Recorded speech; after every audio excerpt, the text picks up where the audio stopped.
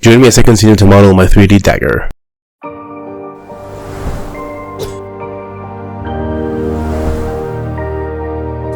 Rightio, as you can see, we're starting off with deleting the moon motif I settled on at the end of last episode.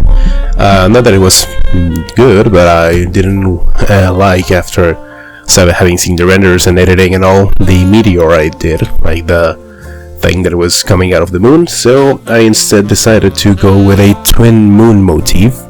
As you can see, there you go. And I like this better because it would fit neatly into the other use I wanted to give this motif around the dagger, which, as you're going to be able to see shortly, is as the engraving, as the pattern that goes around, engravement like. And there you can see I deleted the intrusions there. I don't know why I did that. I ended up redoing them later, but yeah, never mind that. And as you can see, we're going to be starting there with the engravement itself. We're going to be taking the half moons and well, starting to place them, adjust them to size. And this was a little bit, as I've done earlier, a little bit fiddly of me trying to see what works. I settled on, as you can see, having one mirroring at the back, and then as the center, as the pivot of those is in the very middle, the very center of them both, I could just rotate them. And that's when I discovered the rotation values that allowed me to have the uninterrupted pattern all around the cylinder at the pommel. Well, that worked pretty nicely. And there you can see I'm starting to fill out the cylinder, the whole circumference, and yeah, very nicely. They think this looks way faster than it actually did. It's 700 speed. It has those perks, you know. And there I was trying to make the edges like really touch up on the cylinder at the back with live surface. I didn't manage to get it quite right, so I just unlived the surface and just extruded them a little bit deeper, so that, as you're going to be able to see later when I checked on the renders, there you go, they do look nicely. And I think they do look nicely, don't they? And yeah, that's it. Very fancy. Now I duplicated them and started to adjust them to the sides of the crossguard. I ended up having to redo them pretty much one by one because the angles of it were a little bit tricky. But yeah, as you can see, I did use the same principle of having one, then mirroring it or duplicating it. There you go. That's like my polar opposites. Then making use of the pivot at the center, duplicating them, and then just adjusting individually the faces that needed some rotation for the surface they were in, or they were over. And yeah, just a little bit fiddling with the shapes, adjusting them so that they rest nicely on the surface of the guard, of the little intrusions we did. And I think they ended up looking nicely. They do look very fancy, especially because they're all gold and they pop out nicely in the backdrop with the black metal of the crossguard. There I also fiddled with the intrusions. I don't know why I thought I needed to do that. As you can see, I immediately redid that just without the top bevel, adjusting some of the floater of the handle. And I think, yeah, just adjusting some of the shading there. I discovered I had some lost faces there in the middle. I was struggling with the camera because fucking Maya camera gets very picky when you get zoomed in that closely. And yeah, I ended up solving it by just playing good old delete symmetry, adjust vertices, check for lost faces. There they are. As you can see, I deleted them just there, and there it's fixed. Yuppie. And yeah, that was it for the fixes I had to do to get the very tip of the crossguard to be extrude it outwards. It didn't work earlier because of those faces that were lost. And there you can see I'm adjusting some of the shapes, adjusting symmetry, and deepity-do, there it is. Some shading, corrections, and finally extruding the tip outwards. It was tricky because I didn't want it to be like too prominent, but I did want it to have an extra volume there. There I'm just merging the tip, the very tip of the tip, the very point of the tip, and some beveling, some material shading. There you go, gold, split shading, and bitty bow. There you can see I redid the intrusion I deleted at the start. As I said, I don't know why I did that. It just came to me. But there I came back on it. Now we're gonna start with the handle very soon. As you can see, very basic cube, and I wanted it to be like the one at the bottom left. I ended up taking a lot of inspiration of that specific dagger because of the shape of the blade, and ultimately because it was the one that had a scabbard. That's the word. I didn't say. I did say handle before. Sorry, I meant the scabbard. You know, where you put the dagger in so that it's safely, contained. The word is scabbard, and there you can see just adjusting of the shapes, and I wanted it to have a pommel, it's not a pommel, but a medallion, a motif, the one I used on the pommel, to have it look fancier, like again the reference on the bottom left. And there you can see I'm just adjusting the shapes and making it all look fancy and all. I ended up settling on having a more circular medallion at the tip of the scabbard. Yeah, some shape adjusting, some extrusion, because that it needed to look fancier, like since that's where it rests, it needs to be wider. And yeah, some more shape adjusting the volume so that it contains the blade safely.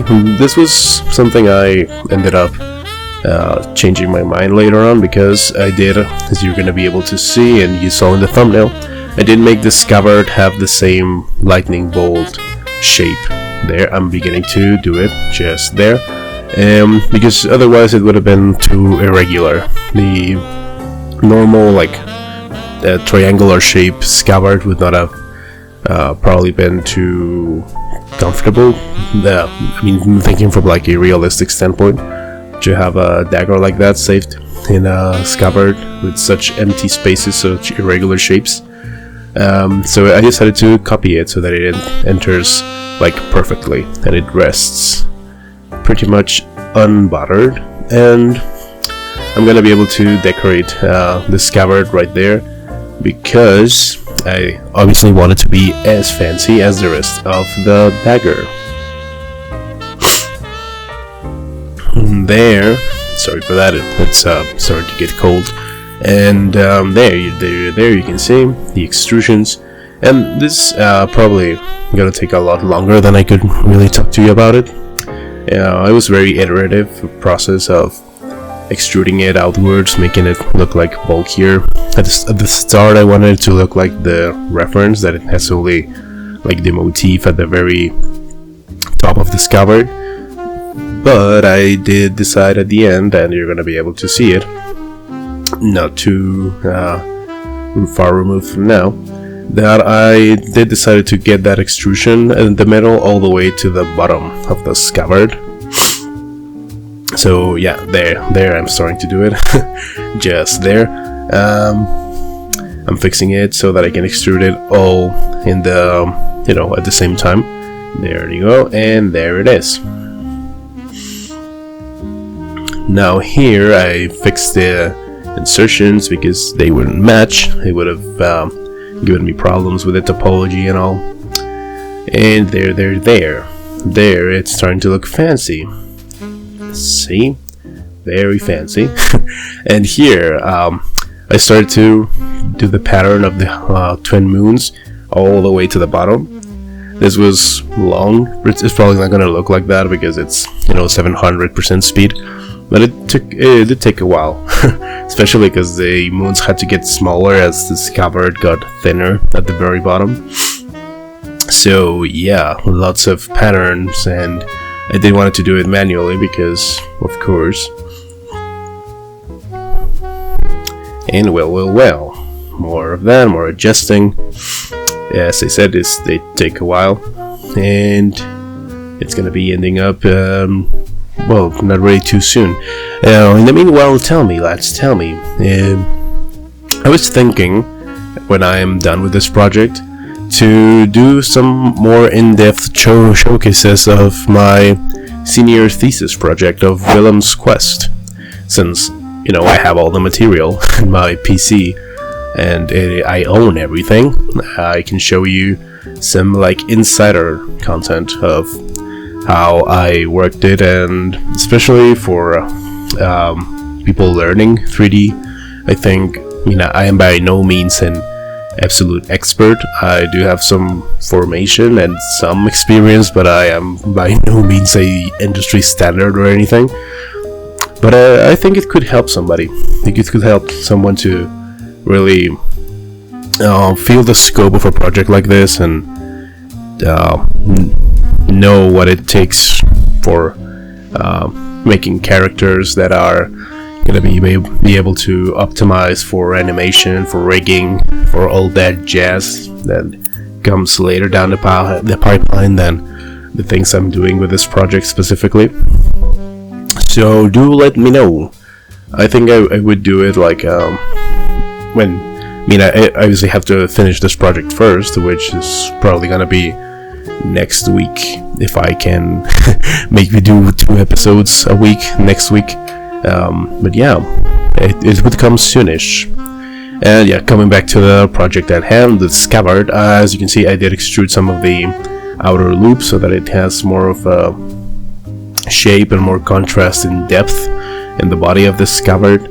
And there I'm adjusting the shading of the lightning boltish shapes. That was the point I was trying to get to. I struggled a bit with the Scabbard trying to bevel the edges because I wanted to have some bevel. Everything has bevel in the model, so it would just be right. But I struggled a bit, not gonna lie, because I had some missed faces that were messing up the edge flow. There it is. I was trying to bevel everything. The very top I could. So I was wondering, well, why can't I do the rest? There you go. I discovered those faces, and once they were gone, I could just take all the loops and finally bevel. Yoo-hoo! And yeah, some more renaming. As you can see, I do have my outliner properly labeled and organized. That's just something I like to do whenever I'm working at things like this. There I'm adjusting the medallion. I did change at the top. Now it's the same at the bottom, and now it's the same at the top.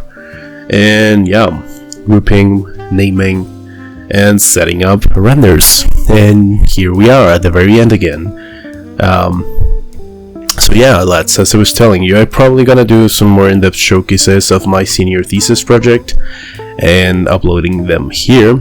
Also adding them to my ArtStation showcases of whatever piece it is at any given time. I'll probably start with Wilhelm, the protagonist, of the Wilhelm whose quests I did. And yeah, if you could tell, if you have read the descriptions or something, especially of my senior thesis showcases in ArtStation, this dagger is meant to be from that universe. It is a Caynfurtian ceremonial dagger, and Caynfurt is the realm of Wilhelm. It's the realm to which Wilhelm belongs. Wilhelm was a Caynfurtian knight, so this would have been his heraldry, the twin moons. And this is not going to be labeled or even added to the Wilhelm's Quest, all of them in my portfolio. I wouldn't consider it a piece of it, because Willem's Quest proper is all the work I did during my last year and a half at uni. But this is like expanding the universe of sorts. And well, yeah, I will do that of finishing this project, and later doing the in-depth showcases. If you're watching this and you know me from whatever, or got recommended from whatever, do let me know what you think, regardless of your experience level. If you're an industry veteran, if you're a 3D student, yeah, do let me know what you think. We all artists have to be open to feedback, to criticism, and anyone who can give it in a, obviously constructive way is very much welcome. So yeah, do follow me on ArtStation, follow me on my Instagram. I do have Instagram, Facebook, TikTok even now.